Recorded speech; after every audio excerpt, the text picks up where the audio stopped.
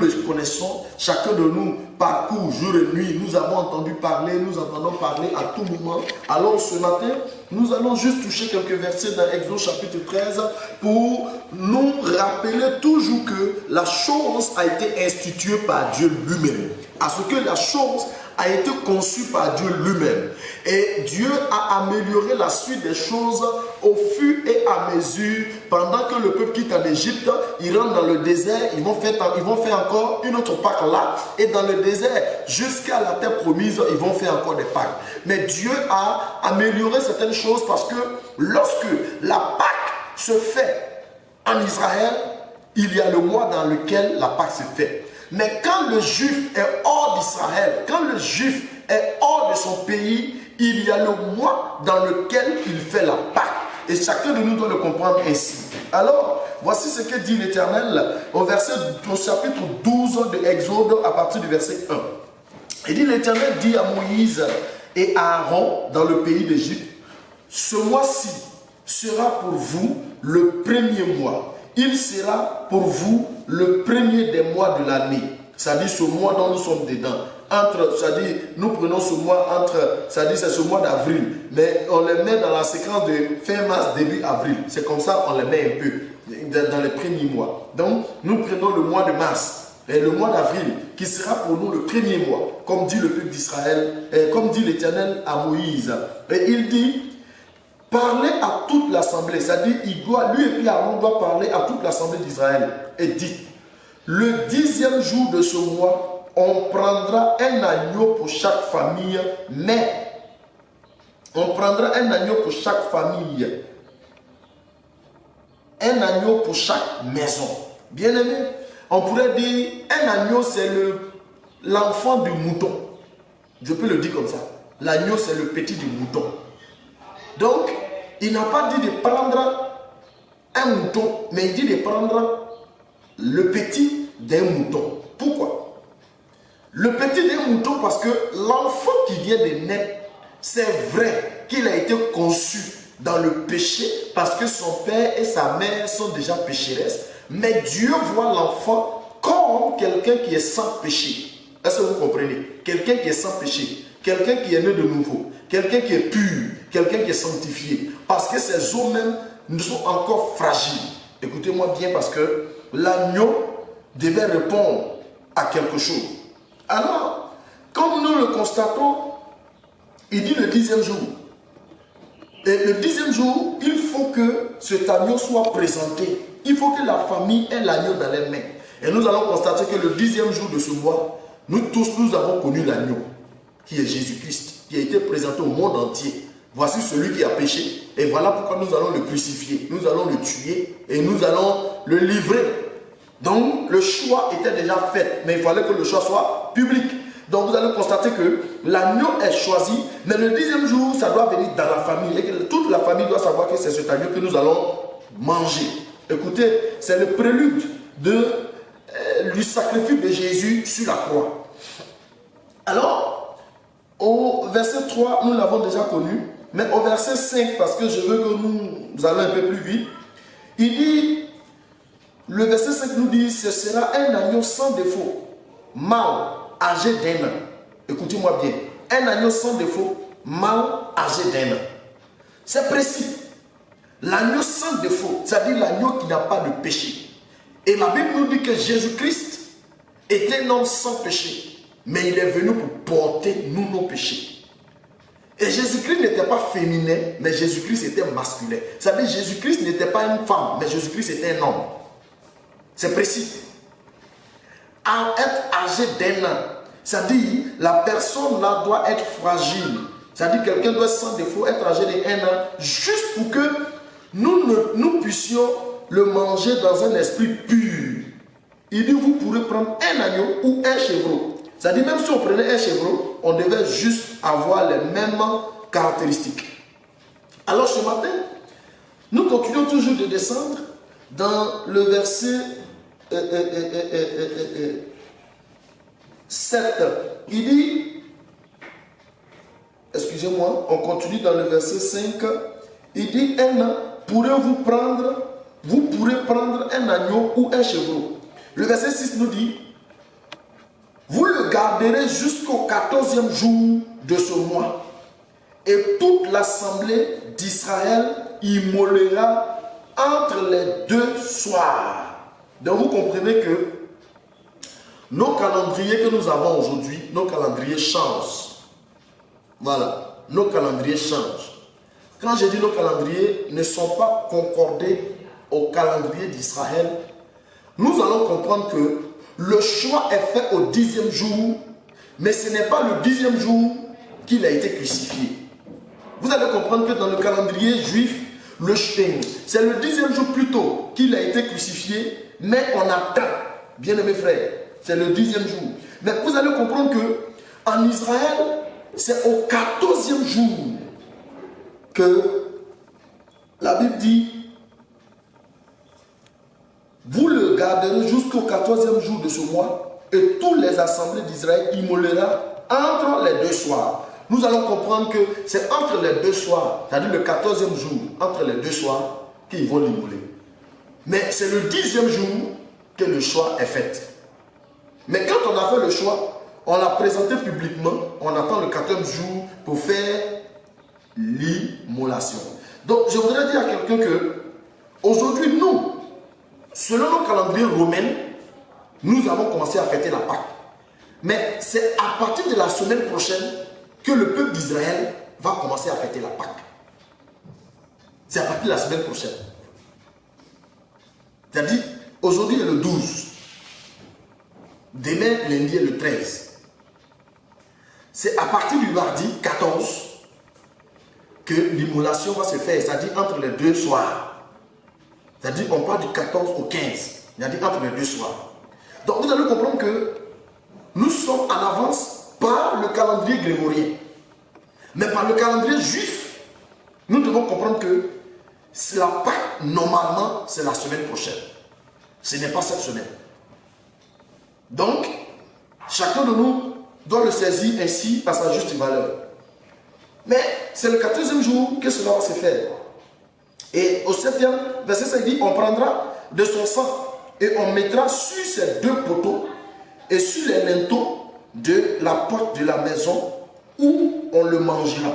Donc ça veut dire qu'on ne peut pas manger hors de la maison, mais on doit manger à l'intérieur de la maison. Ou bien si on le mange devant la maison, on doit prendre pour mettre là. Donc ça veut dire qu'on peut manger devant la maison comme on peut manger à l'intérieur de la maison. Donc c'est possible, on peut le faire ainsi. Donc la Bible nous dit au verset 8, il dit cette même nuit-là, on prendra la chair rôtie au feu et on la mangera avec du pain sans levain et des herbes amères. C'est quelque chose qui m'attire l'attention ici. C'est-à-dire qu'il faut manger avec le pain sans levain. C'est-à-dire nous on mange du pain avec levain dans ce moment. Mais en Israël, ils mangent le pain sans levain. C'est-à-dire le pain qui ne contient pas du levain. Il faut manger le pain sans levain. C'est-à-dire le pain qu'on prend pour faire la Sainte Seine. Et ce pain-là, c'est ce que les gens prennent pour faire en quelque sorte, c'est ce prototype qu'on prend pour faire du shawarma ici. Donc, je vais vous dire ainsi que nous devons comprendre l'évangile dans ses plus profonds détails. Ça veut dire que nous, en tant que les enfants de Dieu, le salut ne vient pas des Romains, mais le salut vient des Juifs. Et si le salut vient des Juifs, nous devons pratiquer la Pâque selon les Juifs, mais nous ne devons pas pratiquer la Pâque selon les Romains. Et je voudrais vous dire que, à cause de la domination romaine, à cause du règne romain, nous sommes dans la pratique beaucoup plus souvent, beaucoup plus dans l'œuvre romaine. Nous sommes dans la Pâque romaine. La preuve en est que même quand d'autres personnes écrivent Pâque, ils mettent S à la fin. Pourtant, il dit que nous sommes à la Pâque. Si tu as la Pâque, tu ne dois pas mettre S à la fin. Tu dois mettre plutôt E et ça s'arrête là. La Pâque que par la Bible est sans S. Je vais vous dire ça. C'est pas que nous, chez nous ici, qui est avec S. Sinon, la Pâque de Jésus, il n'y a pas d'S. C'est ce que la Bible nous révèle clairement. Et nous pouvons tous le retrouver dans la Bible. Et je voudrais que nous comprenions qu'il dit ici, lorsque nous allons manger sans levain. Et nous allons manger avec le pain sans levain, mais avec des herbes amères. Bien aimé, avec des herbes amères. Je voudrais dire à quelqu'un que je dis que cette année même, peut-être que nous sommes en train de faire la Pâque qui réjouit le cœur du Seigneur. Parce que cette Pâque que nous sommes en train de le faire, nous le faisons amèrement. Quand je dis amèrement, c'est quoi? Voilà que chacun de nous est confiné chez lui à la maison. Chacun de nous ne peut pas aller à l'église. Et voilà que cette Pâque se présente à l'image de la Pâque instituée par Dieu en Israël. C'est-à-dire chaque famille devait prendre cela et manger à cela. Donc aujourd'hui, nous sommes à l'origine de la Pâque. Nous sommes à l'origine de la Pâque. Tu es chez toi en famille, tu es avec tes enfants, tu es avec ta femme, tu es avec ton mari, et tu es assis chez toi, tu es en train de manger en famille, tu es en train de te réjouir en famille, ou bien tu vas te réjouir en famille. La famille chrétienne est séparée et regroupée sur des petites familles domestiques. Donc ce matin, c'est ce terme amer, ça dit ça nous fait mal, donc c'est amer. Ça nous dérange, c'est amer. Et nous le faisons dans un esprit, je peux dire, certainement découragé, troublé, peiné, parce que nous avons ce mal qui ronge le monde entier, qui ronge notre continent africain. Et je voudrais dire à quelqu'un que ce n'est pas mauvais, parce que tout concourt au bien de celui qui aime Dieu. Dans ce contexte-là, Dieu nous amène tous à reprendre la base des données de l'origine de ce qu'il est, mais pas ce que nous-mêmes nous décidons de le dire, nous décidons de le proclamer, nous décidons de le faire. Et un père pouvait poser la question, nous servons Jésus ou bien nous servons. Mais si nous servons Jésus, nous devons suivre les principes de Jésus.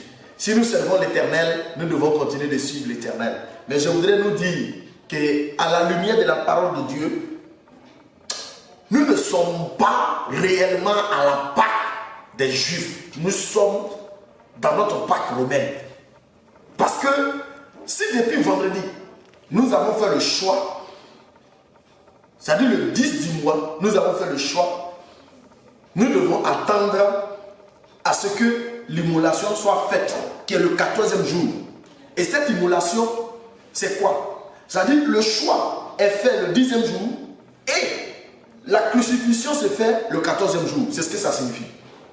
Jésus a été arrêté, Jésus a été méprisé et Jésus a été conduit à Golgotha et il a été sacrifié. Parce que lorsque nous parlons d'immolation, nous parlons de sacrifice. Lorsque nous parlons d'immolation, nous parlons de verser le sang.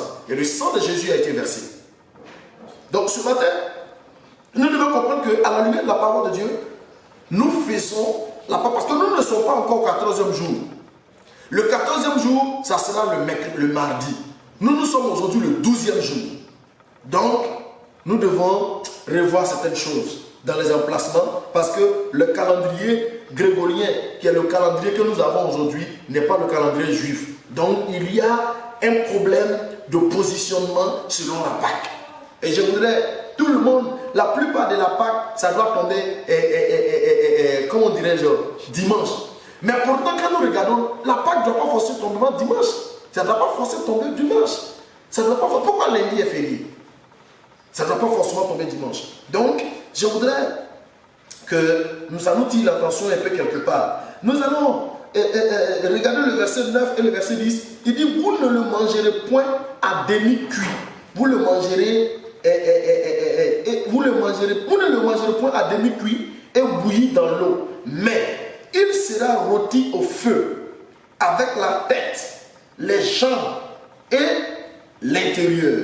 Bien-aimés frères, il dit que nous ne devons pas le manger bouilli. Jésus-Christ n'a pas été jeté dans l'eau. On ne l'a pas mis dans l'eau, on ne l'a pas préparé. Mais Jésus a été présenté, je dirais, dans le soleil, à la grande lumière. Et quand on dit rôti, c'est au feu. Rôti, c'est au feu. Et le soleil est synonyme de feu. Les rayons solaires est synonyme de feu. Et ça commençait à rejaillir sur lui. Et pendant que ça rejaillissait sur lui, on n'a pas dit, écoutez bien, il n'a pas dit de le découper. Il n'a pas dit de le découper. Mais il y a eu des endroits, quand on l'a égorgé, il y a eu des endroits qui ont été quand même touchés. Mais il dit, il sera rôti au feu, avec la tête. Regardez bien. Nous voyons cette tête de Jésus où on avait posé la couronne des épines qui déversait du sang sur son corps. Est-ce que vous m'écoutez? C'est-à-dire, même si on l'a immolé, mais on ne doit pas enlever sa tête sur l'entier. On devait laisser la tête sur l'entier, mais on devait l'immoler. Et Jésus, sa tête n'est pas tombée, sa tête existait bien en lui parce qu'il était en entier. Et nous continuons Il dit les jambes et l'intérieur. Ça veut dire quoi? Regardez, on n'a pas enlevé les intestins. On n'a pas enlevé tout ce qui est dans le ventre. Parce que Jésus n'a pas été ventré. Amen. Jésus n'a pas été ventré. Jésus, tout est resté dans le ventre. Mais on devait le cuire de cette manière. On ne devait pas enlever les jambes. On devait laisser les jambes. Parce que tout devait être cuit de cette manière. Bien aimé, pour dire qu'il y a certaines choses qui ne devaient pas arriver à Jésus. Jésus, on pouvait le chicoter. C'est-à-dire, on pouvait déchirer sa peau. On pouvait déchirer son corps. Le sang pouvait sortir. Mais on ne devrait pas enlever sa peau. Et aujourd'hui, nous sommes d'accord que même quand nous brûlons les animaux, nous brûlons et puis nous essayons de gratter la peau, nous enlevons les poils, mais la peau même reste. Mais quand la peau reste, nous constatons qu'il y a des fissures, des déchirures sur la peau. Et nous voyons par moment l'eau qui sort, nous voyons par moment le sang qui sort. Je voulais vous dire que cela était le prélude de Jésus-Christ de Nazareth. Comprenez-moi bien. Lorsque nous prêchons cette parole-là, nous avons l'habitude de le prêcher à la hâte. Mais aujourd'hui, je voudrais qu'on touche ce petit point pour nous rassurer de quelque chose. Et nous allons constater que les jambes de Jésus n'ont pas été brisées. Vous allez constater que quand Jésus a été crucifié, ses jambes n'ont pas été brisées. Il a été crucifié, mais ses jambes n'ont pas été brisées. Ils n'ont pas cassé ses os. Ah! N'oubliez pas ça. Amen. Et il dit, vous n'en laisserez rien jusqu'au matin. Et il en reste quelque chose le matin, vous le brûlerez au feu. La condition, c'est que rien ne doit rester. C'est pourquoi chaque famille devait prendre ce qui pouvait suffire à la famille. Et si c'était trop, il devait partager avec les voisins. Je voudrais vous dire quoi? Aujourd'hui, lorsque nous regardons Jésus-Christ, lorsqu'on l'envoyait à la croix, vous allez comprendre que Jésus-Christ n'est pas resté jusqu'au matin. Quand il est mort, il n'est pas resté jusqu'au matin. Mais la preuve, c'était pourquoi? Parce que d'abord, il faut qu'ils mangent et qu'ils mettent le sang sur les linteaux. Parce que cette nuit-là, l'ombre de la mort allait passer. Et le Seigneur devait protéger ceux qui lui reviennent. Mais par quel signe? C'est par ce signe. Ça, c'est la première des choses. La deuxième des choses, il ne devait pas attendre jusqu'au matin parce que le combat se passe dans la nuit. La plupart des combats, c'est dans la nuit que ça se produit. La journée, le combat existe, mais moins, et je dirais même c'est difficile même de voir. Parce que les ténèbres travaillent plus la nuit que la journée. Parce que la nuit, tout le monde se repose, tout le monde dort, tout le monde est cloué sur son lit, tout le monde est comme mort. Et ça lui permet de mieux travailler parce qu'il y a le silence. Mais constatons ensemble que Jésus, dans son cas, quand il est mort, on n'a pas attendu jusqu'à matin pour l'ensevelir. Joseph d'Arimathée est venu demander son corps quelques temps après sa mort. Donc on n'a pas attendu jusqu'à le lendemain. Parce qu'il fallait l'ensevelir, parce qu'il fallait respecter le sabbat. Puisque les Juifs qui venaient, ils devraient faire le sabbat. On ne devrait pas attendre à ce que son corps reste là. Pourquoi? Ça ne va pas arranger les Juifs parce qu'ils étaient en train de se préparer pour faire la Pâque. Ah, bien mes frères, considérons ça, c'est très important.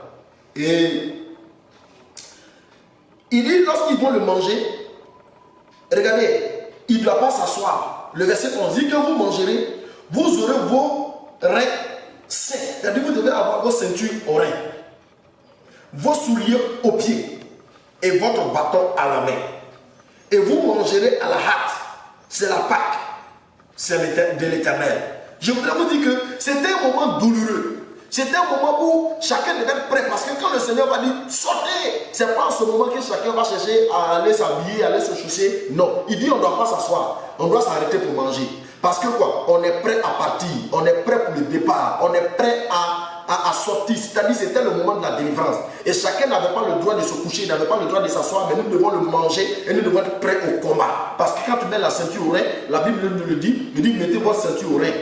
La ceinture au rein. C'est pourquoi? C'est pour mieux tenir son vêtement de combat pour le combat. Et quand il dit portez vos chaussures, c'est d'être prêt à démarrer. Quand il dit prenez le bâton, c'est d'être prêt pour le combat. Et nous ne devons pas attendre. Alors, je voudrais peut-être voir le verset 12. Le verset 12 nous dit cette nuit-là, c'est-à-dire le même nuit-là, du 14e jour-là, cette même nuit du 14e jour, je passerai dans le pays d'Égypte et je frapperai tous les premiers-nés du pays d'Égypte depuis les hommes jusqu'aux animaux. J'exercerai des jugements contre les dieux de l'Égypte. Je suis l'Éternel. Donc considérons que cette Pâque que nous fêtons, Dieu va exercer le jugement contre l'Égypte. L'Égypte pour nous, ce n'est pas l'Égypte au pays Égypte, forcément, mais l'Égypte pour nous, comme le dit dans Isaïe 43, il dit je donnerai l'Égypte comme l'Éthiopie à ta place. Ça veut dire qu'il donnera nos ennemis à notre place. Donc nous considérons que le Seigneur donnera l'Égypte, les premiers-nés et les dieux d'Égypte seront frappés. Ça veut dire quoi? Nous prenons ce démon de coronavirus que le Seigneur va frapper, le Seigneur va détruire et tous les autres virus, et il va libérer ses enfants et que ses enfants puissent aller pour faire son œuvre. Donc considérez que c'est un moment où le Seigneur est en train de faire un travail de pureté, parce qu'après cela, il aura un moment merveilleux pour nous. Je disais tantôt dans l'une de nos omissions que ce n'est que la grande moisson que le Seigneur est en train de préparer. Et la moisson est en train de mûrir. Et après cela, chacun de nous doit récupérer, aller moissonner de partout où il sera. Et nous allons comprendre qu'après cette Pâque, nous sommes versés dans l'origine de la Pâque même, en regardant cette Pâque, parce qu'elle est amère. Quand quelque chose amer, ça dit elle n'a pas de goût sucré. Quand quelque chose amer, ça dit elle ne donne pas la joie, elle donne le visage bizarre. Quand quelque chose amer, ça veut dire qu'elle ne nous sied pas. Quand quelque chose amer, ça dit tout le monde n'est pas heureux de manger cela parce que ça n'y est pas à leur goût. Et aujourd'hui, notre Pâque est amère parce que ça n'y est pas à notre goût, parce que nous avons souhaité danser, louer, avoir des uniformes et chanter. On n'a pas pu, les rameaux, on n'a pas pu, cette fois-ci on n'a pas pu. Mais je vous dis que cela nous prépare la grande moisson au nom de Jésus-Christ de Nazareth. Alors, nous allons passer au verset 13. Il dit le sang vous servira de signe sur les maisons où vous serez. Excusez-moi. Le sang vous servira de signe sur les maisons où vous serez. Je verrai le sang et je passerai dessus vous. Et il n'aura point de plaie qui vous détruise quand je frapperai le pays d'Égypte. Le verset 14, il dit, vous conserverez le souvenir de ce jour et vous le célébrerez par une fête en l'honneur de l'Éternel. Donc la Pâque est une fête en l'honneur de l'Éternel. Il dit, vous le célébrerez comme une loi perpétuelle pour vos descendants. Donc si vous constatez que nous continuons de fêter, ici, les chrétiens continuent de fêter, ce n'est pas Pâque nous, non. Ce n'est pas Pâque nous. Donc ne rendez pas la chose comme Pâque nous. Nous les chrétiens, ce n'est pas Pâque nous. Pâque nous n'a rien à voir avec la Pâque de Jésus. C'est différent. C'est différent parce qu'il dit de garder la chose à l'honneur de l'Éternel. Pourtant, notre Pâque que nous fêtons là, ici là, Jésus n'a pas dit qu'il n'y a qu'à boire vin. Jésus n'a pas dit qu'il n'y a qu'à boire liqueur. Jésus n'a pas dit qu'il n'y a qu'à boire boisson. Jésus leur a dit simplement de manger simplement. Et regardez, il n'a même pas parlé de vin ici. Mais nous, nos Pâques, que nous fêtons là, c'est rempli de vin. C'est rempli d'impudicité. C'est rempli d'impureté. C'est rempli de mensonges. Ça dit, c'est maintenant l'autre ça a trompé sa femme. C'est maintenant l'autre ça a trompé son mari. C'est maintenant l'autre ça a cherché femme de l'autre. Il s'en a cherché le mari de l'autre. C'est maintenant il s'en a cherché des copines. C'est maintenant il s'en a cherché des copains. C'est maintenant ils s'en vont se saouler. Ce n'est pas Pâques nous, mes frères et sœurs. Pâques nous n'a rien à voir avec ce que dit Jésus, avec ce que dit Dieu dans cette institution-là. Ça n'a rien à voir. C'est une fête païenne. Mais la Pâque dont parle Jésus n'a rien à voir. Parce que dans cette Pâque dont Dieu parle à Moïse, selon les instructions qui étaient données à l'origine, cette Pâque n'est pas un moyen de boire le vin. Ce n'est pas un moyen d'aller se saouler. Ce n'est pas un moyen d'aller empoisonner. Ce n'est pas un moyen d'aller chercher le mari des autres. Ce n'est pas un moyen d'aller chercher les femmes des autres. Ce n'est pas un moyen d'aller chercher les copains, les copines. Ce n'est pas le moyen d'aller enceinte enfants des gens. Ce n'est pas un moyen. Ce n'est pas un moyen aussi d'aller adorer les fétiches. Ce n'est pas un moyen d'aller adorer l'eau. Ce n'est pas un moyen d'aller faire des incantations. Ce n'est pas ce moyen-là. C'est un moyen où chaque personne doit se mettre dans une position de repentance et de pureté. Parce qu'il y a l'ange de la mort qui doit frapper. Donc, célébrer la Pâque à l'honneur de Jésus-Christ. Et je voudrais vous dire que la Pâque se célèbre pendant 7 jours en Israël. Et pendant les 7 jours, Israël ne fait que manger du pain sans le vin. Le verset 15 nous dit, pendant 7 jours, vous mangerez les pains sans levain. Dès le premier jour, il n'y aura plus de levain dans vos mains, dans vos maisons. Car toute personne qui en mangera du pain levé, du premier jour au 7e jour, sera retranché d'Israël. Donc comprenez que c'est une convocation sainte de Dieu. Et quand nous le mangeons, nous devons comprendre que nous ne devons pas alors le faire ainsi. Je voudrais glisser par là pour parler un peu de l'instruction que Dieu a donnée dans Nombre chapitre 11, Nombre chapitre 9, le verset 11. Nous allons le lire simplement pour que vous compreniez. Il dit ici, le verset 11, il dit parle aux enfants d'Israël et dis-leur, si quelqu'un d'entre vous ou vos descendants est impur à cause d'un mort ou est en voyage dans le lointain, il célébrera la Pâque à l'honneur de l'Éternel. C'est au second mois qu'il célébrera la Pâque, le 14e jour entre les 2 soirs. Donc je voudrais vous rappeler que au fur et à mesure pendant qu'ils étaient dans le désert, le Seigneur a encore apporté d'autres instructions pour améliorer la Pâque. Pour dire que lorsque le peuple était loin de sa maison, c'est-à-dire il était loin, mais dans un premier temps, il avait péché. Par quoi? Parce qu'il n'avait pas le droit de toucher les morts. S'il a touché les morts, ça veut dire qu'il a péché. Et dans cette impureté-là, c'est-à-dire ce premier mois où les autres sont en train de faire les Pâques, il ne peut pas faire la Pâque. Quand quelqu'un aussi est loin de son pays, en tant que juif, le premier mois où ils sont en train de faire la Pâque, il ne fait pas la Pâque. Mais c'est plutôt dans le 2e mois qu'ils feront la Pâque. Celui qui était impur, il ne fera pas. C'est-à-dire qu'il va rester un moment confiné en se repentant. Et après quoi, le 2e mois, ils vont faire la Pâque. Alléluia. Amen.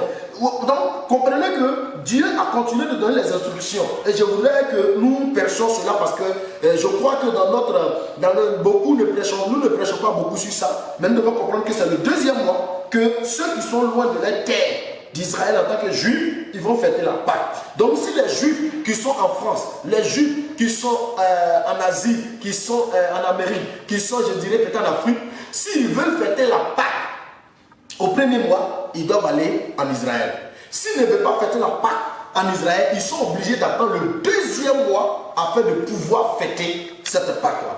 Que Dieu nous bénisse. Donc, nous avons fini avec la première séquence qui parle de la crucifixion de Jésus-Christ.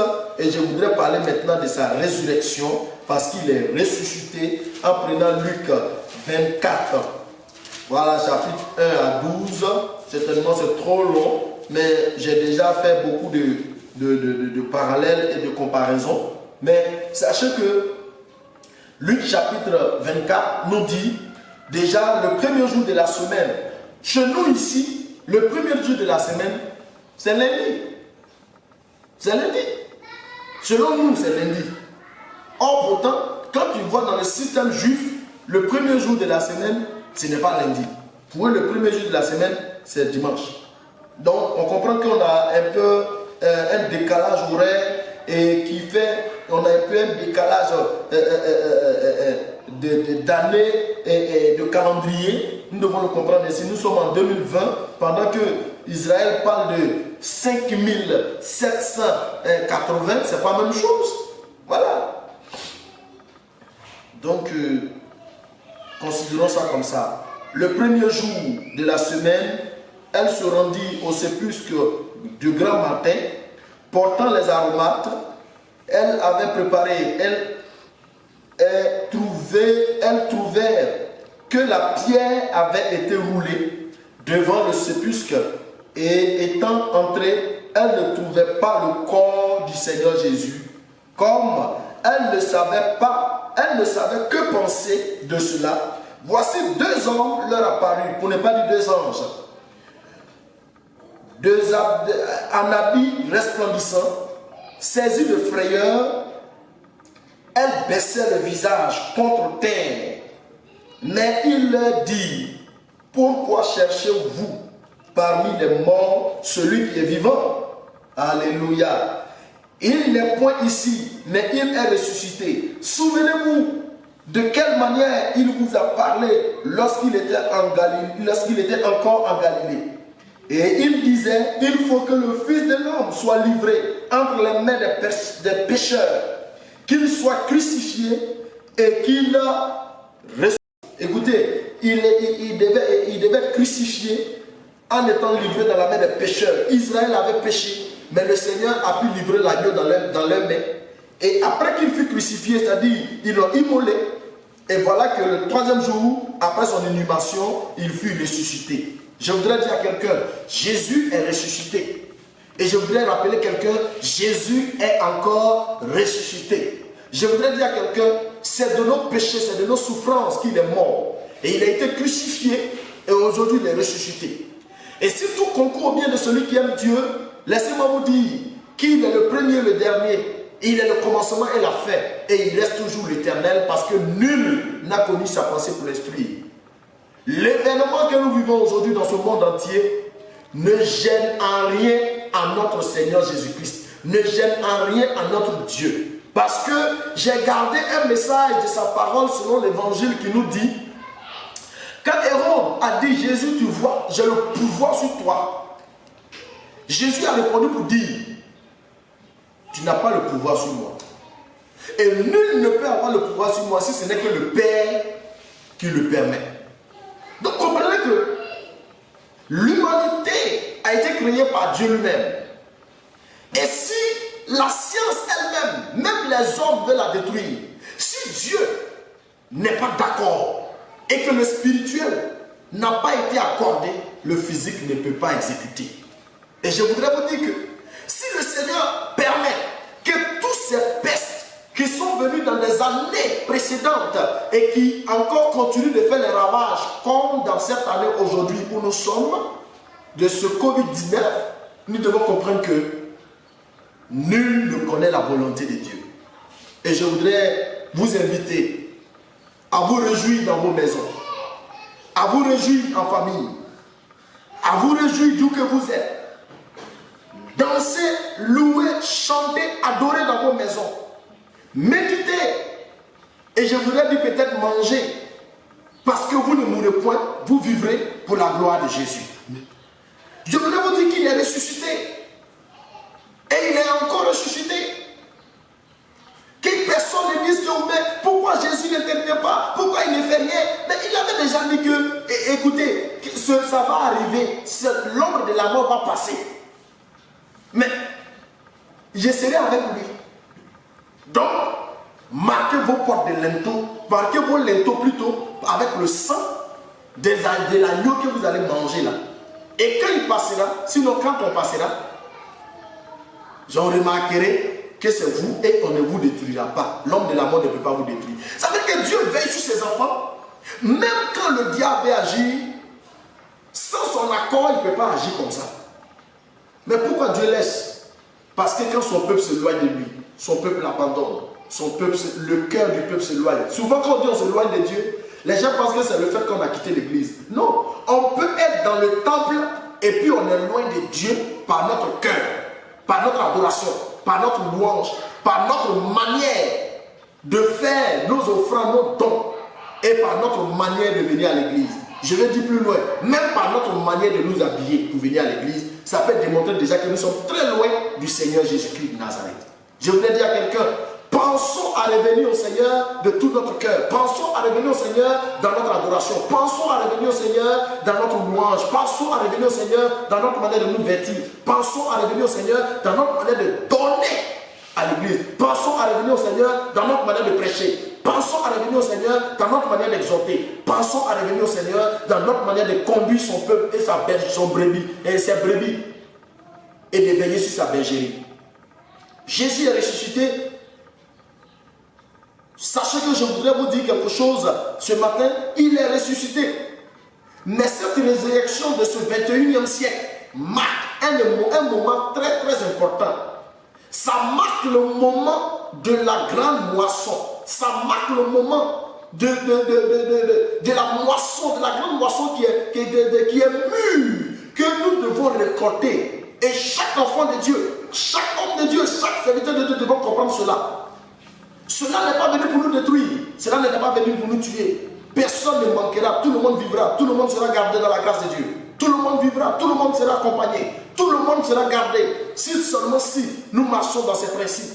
Et je voudrais vous dire que Jésus n'est pas dans le tombeau. Malgré ces moments difficiles, Jésus n'est pas dans le tombeau. Mais Jésus est ressuscité. Malgré ces épreuves, Jésus est ressuscité. Malgré ce confinement, Jésus est ressuscité. Malgré cette maladie, Jésus est ressuscité. Et même s'il devrait en avoir d'autres événements malheureux comme nous sommes dedans, Jésus sera toujours sur son trône. Et il sera toujours à la droite du Père. Je voudrais vous dire ce matin, soyez bénis. Et que la grâce et la paix du Seigneur soient avec vous. Bonne fête de Pâques à tout le monde. Et shalom, shalom. Et que tout le monde entier reçoit la grâce de cette résurrection, la grâce de cette lumière-là. Afin que cette lumière puisse couvrir le monde entier. Et que cette lumière de la résurrection soit la vie qui entre en tous ceux qui sont malades, qui sont dans les hôpitaux, qui sont dans un ensemble de réanimation, que ce soit en Côte d'Ivoire, que ce soit dans notre continent africain, que ce soit dans le monde entier, même ceux qui ne croient pas, qui tombent dans cette piège-là, que le Seigneur, la vie entre en eux et que la propagation s'arrête, et que les morts s'arrêtent, et que les guérisons se multiplient de part et d'autre au nom de Jésus-Christ. Et que cette force de vie entre dans la vie des gouvernants, avec sagesse et grâce, afin de pouvoir maîtriser, gérer cette crise dans le monde entier au nom de Jésus-Christ. Shalom, shalom à vous les enfants, en France, aux États-Unis, au Maroc, en Côte d'Ivoire, en Irak, et je dirais partout dans le monde, et à tous nos auditeurs, bonne fête de Pâques à vous, que la paix et la grâce de Dieu soient avec vous. Partagez nombreusement, partagez nombreusement, et je prie. Nous avons nos contacts, vous pouvez nous appeler chaque fois que vous avez besoin de bien comprendre parce que nous avons décidé de prêcher selon la lumière de la parole. Nous avons peut-être été rapides parce que ce n'est pas vraiment un enseignement proprement dit, mais nous avons fait une prédication. Si vous voulez beaucoup plus de lumière, vous pouvez nous appeler et la parole de Dieu, nous l'avons et nous pouvons en discuter. Que Dieu vous bénisse. Amen.